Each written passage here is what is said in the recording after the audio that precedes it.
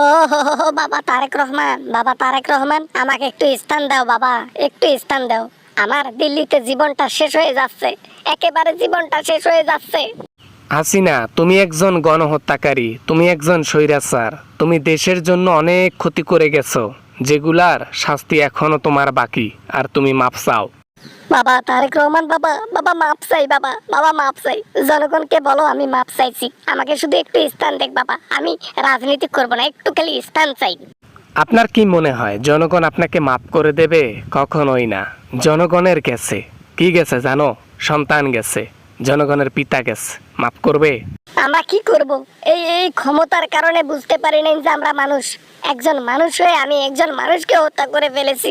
আমি জঘন্যতম অপরাধ করেছি, মাফ করে দাও না বাবা। মাপ যদি করা যাইতো তাহলে অনেক আগে জনগণ করতো, তোমাকে লাথি দিয়ে বের করে দিত না। তবে হ্যাঁ, এটার শেষ এখনো হয়নি। তুমি দেশে আসলে তোমাকে আবার ধরা হবে। আমি ইন্ডিয়াতে বেশি দিন থাকতে পারবো না, ইন্ডিয়াতে বেশি দিন থাকতে পারবো না এই জন্য, কারণ সামনে নির্বাচন ইন্ডিয়াতে যদি মোদি ক্ষমতায় না যেতে পারে আমারও পতন। সবে মাত্রও খেলা শুরু হয়ে গেছে, আর তাতে তোমার ছটফটানি।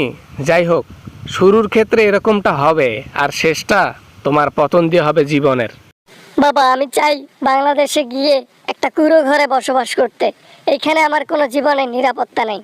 মোদি ক্ষমতা হারালে অন্য দেশে গিয়ে সেটেল হবে, আমার কি হবে? তোমার আর কি হবে? তুমি বাংলাদেশের জেলের মধ্যে আসবা, নয়তো জনগণের হাতে পড়লে জনগণ হাতে হাতে তোমার জিনিস নিবে। বুঝলাম না বাবা, জিনিস নিবে মানে কি জিনিস নিবে? আমি বুঝি নাই, আমাকে একটু বুঝাই বলো। কত টাকা লাগে আমি দেব, কোন জিনিস নিতে চায় জনগণ, আমি সেই জিনিসটাই তাদেরকে দেব। প্রাণ প্রাণ, আরে কলিজা কলিজা, আরে জান জান, এগুলা নেবে।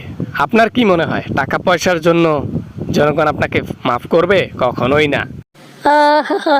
আমার জীবনটা শেষ হয়ে গেল, আমার জীবনটা শেষ হয়ে গেল। কেন যে আমি অপরাধ করতে গেলাম, কেন যে আমি মানুষের উপর গুলি চালাতে গেলাম? বাংলাদেশের মধ্যে অনেক পাওয়ারি ব্যক্তি এসে গেছে, চলে গেছেন, আজ পর্যন্ত তারা মানুষের উপর গুলি চালার সাহস পায় নাই, আর আপনি চালাই দিলেন। প্রথমে তো মনে করছিলাম দুই একটা গুলি চালাইলে আন্দোলন থামবে, লোকেরা ঘরে ঘরে যাবে, কিন্তু না, এতে ভয়াবহতা আরো বেশি সৃষ্টি হয়েছে। পরে পাই নাই খুঁজে কাল আর কুল, একে লাস্টে হুকুম দিয়ে ফেলেছে লোকের উপর গুলি চালাই দাও, আমারই দোষ ছিল। এখন পস্তাইয়া কোনো লাভ হবে না, তোমাকে একদিন বাংলাদেশে আসতে হবে, তোমার বিচার একদিন হবে, সেটাও জনগণের সাথে, জনগণের সামনে, ইনশাআল্লাহ। হে আমার খোদা, আমি এখন কোথায় যাব?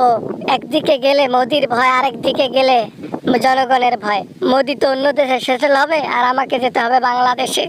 এই সুযোগটাই কাজে লাগাবে প্রশাসন, নয়তো জনগণ। জনগণের হাতে পড়লে উপরে, আর প্রশাসনের হাতে পড়লে 14 শিখে। দুইটা অপশন খোলা আছে। Good bye.